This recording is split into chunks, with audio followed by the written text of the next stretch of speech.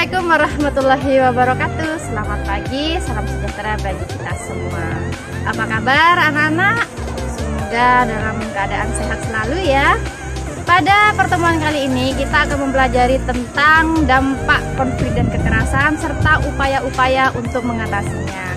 Pada pertemuan kemarin kamu sudah mempelajari tentang berbagai jenis-jenis konflik, kemudian perbedaan antara konflik dan kekerasan.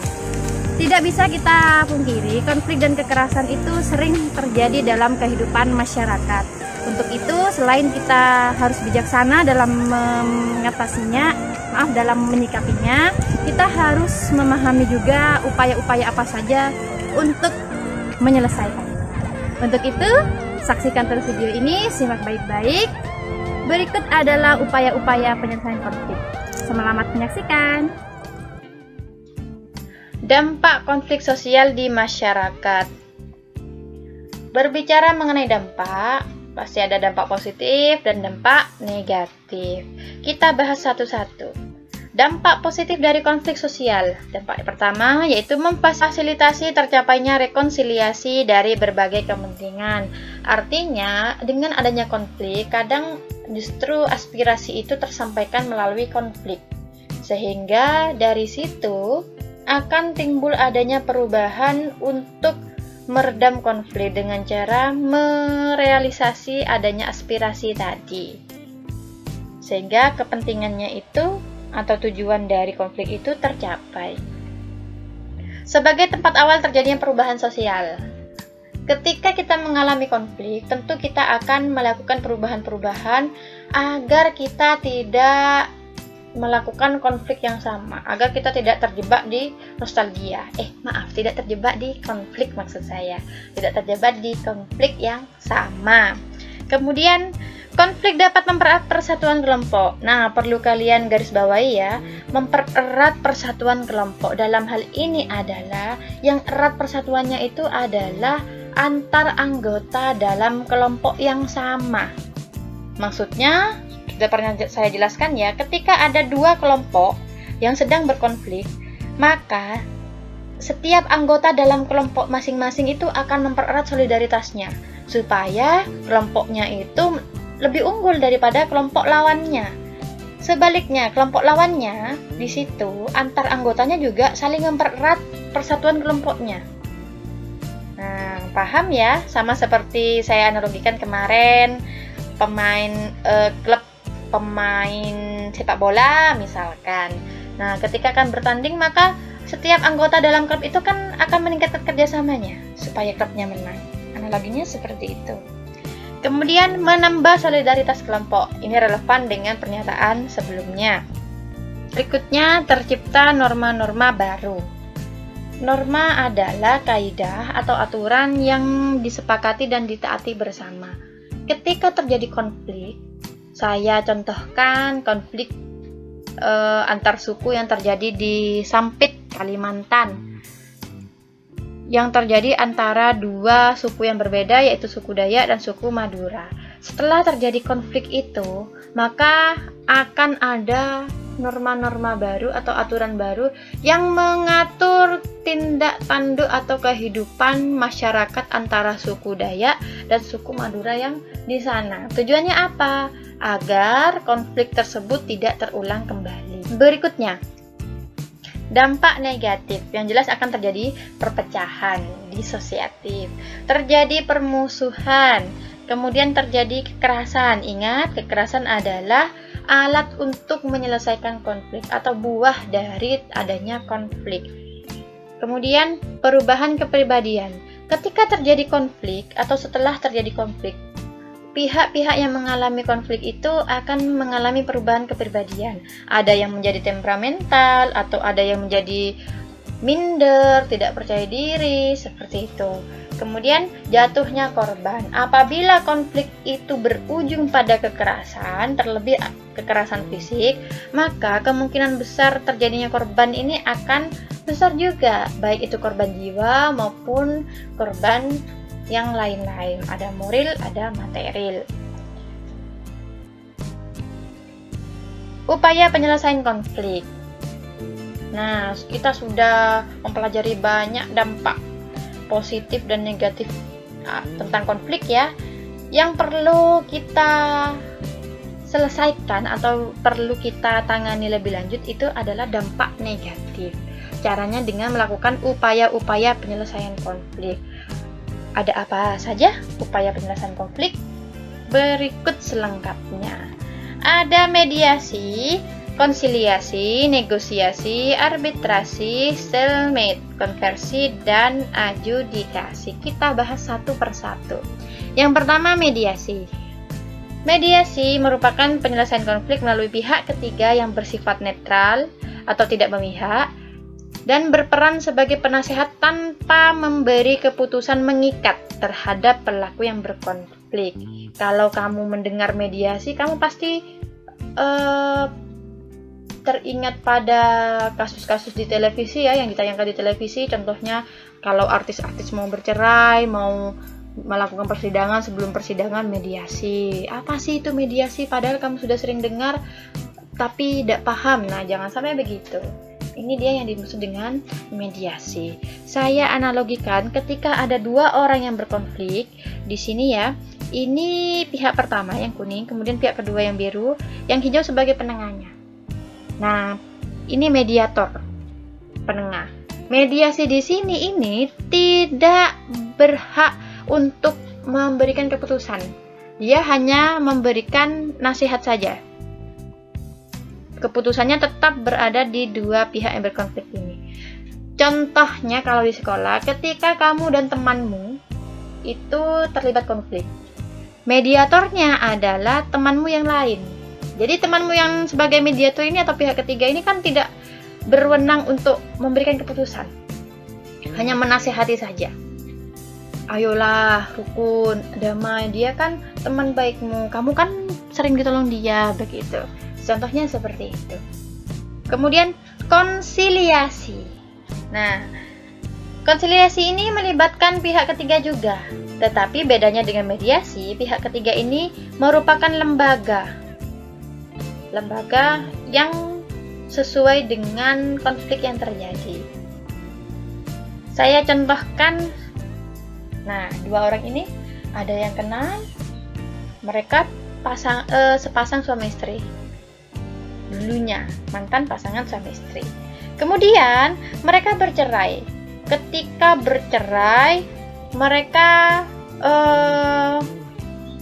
terlibat konflik tentang hak asuh anak, sehingga melibatkan KPAI, Komisi Perlindungan Anak Indonesia.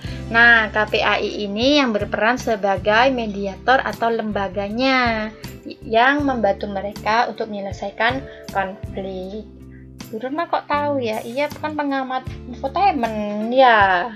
Nah, kalau di sekolah, contohnya ketika kamu dan temanmu terlibat konflik, maka pihak ketiganya sebagai lembaga di sini adalah BK.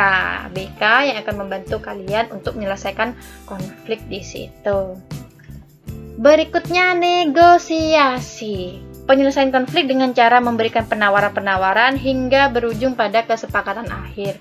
Jadi, negosiasi di sini bukan hanya tawar-menawar yang kamu lihat di pasar saja ya, atau di media jual beli online ya. Di nego aja, say, begitu ya. Bukan hanya di situ. Jadi, ketika terjadi konflik, kamu dan temanmu atau kamu dan pihak yang lain yang terlibat konflik itu melakukan penawaran-penawaran supaya sepakat dan berdamai. Contohnya, saya mau memaafkan kamu, saya mau kita damai, asalkan kamu mengembalikan apa yang kamu ambil dari saya, misalkan. Atau, saya mau kita damai, asalkan kamu duduknya pindah, jangan sebangku sama saya lagi, misalkan. Nah, jadi melakukan penawaran-penawaran. Kalau semuanya sudah sepakat, antara kedua pihak saling menawar terus sepakat, baru terjadi perdamaian. Ini yang disebut dengan negosiasi. Kemudian arbitrasi. Nah, kalau kamu lihat gambar di sini, ini ada dua orang yang sedang berkonflik, ini mediatornya. Kok sama ya? Dari tadi melibatkan pihak ketiga. Mediasi, konsiliasi, sekarang arbitrasi juga melibatkan pihak ketiga. Apa perbedaannya? Kalau arbitrasi, pihak ketiganya itu memiliki wewenang untuk memberikan keputusan, dan keputusan ini harus ditaati oleh kedua pihak yang berkonflik. Contohnya, saya analogikan di sini, ini ada 2 orang karyawan, dan ini atasan dari kedua orang karyawan ini. Ketika 2 karyawan ini terlibat konflik, kemudian atasannya ini menyuruh untuk berdamai, pasti mau tidak mau 2 orang ini kan berdamai. Ayo damai, kalau tidak mau damai saya pecat, kan begitu. Nah, sehingga kedua pihak yang berkonflik ini harus menaati keputusan yang diberikan oleh pihak ketiga atau mediatornya. Kalau di sekolah, misalkan kamu dan temanmu berkonflik lagi ya, kemudian mediatornya ini adalah gurunya. Ayo damai, salaman, kan tidak mungkin kamu tidak bersalaman. Nah, ini yang saya maksud dengan arbitrasi. Paham ya antara mediasi, konsiliasi, dan arbitrasi? Kemudian ada stalemate. Saya analogikan 2 orang yang sedang tarik tambang. Ini kan tidak diketahui yang menang kalah, kalau di gambar ini kan tidak diketahui karena mereka seimbang. Artinya penyelesaian konflik dalam metode stalemate ini tidak konkret, tidak nyata, yang diakibatkan oleh kedua belah pihak memiliki kekuatan yang sama. Artinya begini, ketika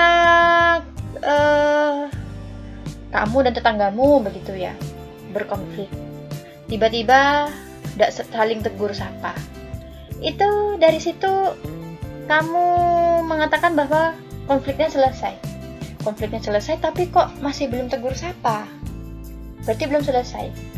Dibilang belum selesai tapi sudah tidak terjadi perdebatan, sudah tidak terjadi kontak sosial. Nah, itu yang saya maksud dengan stalemate. Jadi penyelesaiannya tidak konkret, tidak nyata. Konversi. Nah, saya analogikan ketika ada korek api ya, batang korek api yang berjejer, kemudian satu ini ditarik mundur. Apa sih maksudnya? Hubungannya dengan konversi? Nah, ternyata konversi itu diartikan sebagai penyelesaian konflik yang dilakukan dengan salah satu pihak yang berkonflik bersedia untuk mengalah. Mengalah belum tentu kalah. Nah, kadang kita harus mengambil satu langkah mundur untuk melompat lebih jauh. Maksudnya begini, kenapa saya analogikan dengan batang korek ini? Kamu perhatikan, seandainya si korek ini tidak mengalah, mereka juga akan ikut terbakar seperti batang-batang korek yang lainnya. Jadi ketika terjadi konflik, kadang kita memang harus mengalah supaya tidak menyakiti orang lain atau tidak menyakiti lebih banyak. Andai kita rugi, kita tidak rugi terlalu banyak. Karena tanpa disadari, ketika kita mengalami konflik, pasti kan emosional kita tidak stabil ya. Kadang kita merasa marah, merasa sakit hati, merasa terdolimi, begitu. Itu kan kita rugi. Kita marah itu kita rugi. Karena tenaga kita dan pikiran kita juga terkuras saat kita marah. Itu kenapa ketika terjadi konflik, lebih baik kita mengalah. Nah, kalau di bahasa kita sering mendengar ya, semboyan seborus ngalah, begitu ya. Nah, ini yang kalau dalam sosiologi itu namanya konversi. Yang terakhir adalah adjudikasi. Nah, kalau dari gambarnya kamu bisa mengamati adjudikasi ini merupakan upaya penyelesaian konflik melalui pengadilan. Jadi, segala penyelesaian konflik yang melibatkan lembaga pengadilan atau jalur hukum itu adalah adjudikasi. Itu tadi berbagai upaya untuk menyelesaikan konflik dan kekerasan. Kita dapat memilih salah satu sesuai dengan konteks konflik dan kekerasan yang terjadi. Tadi ada mediasi, ada konsiliasi. Nah, banyak ya. Kemudian berikutnya waktunya kalian untuk mengerjakan tugas di UKBM. UKBM-nya akan saya share di grup. Kamu bisa mendiskusikan baik mengenai tugasnya ataupun materi yang kalian anggap sulit atau belum kalian pahami. Sekian dulu video kali ini, sampai jumpa di video yang akan datang. tetap semangat, tetap sehat, tetap di rumah. Wassalamualaikum warahmatullahi wabarakatuh. Selamat pagi.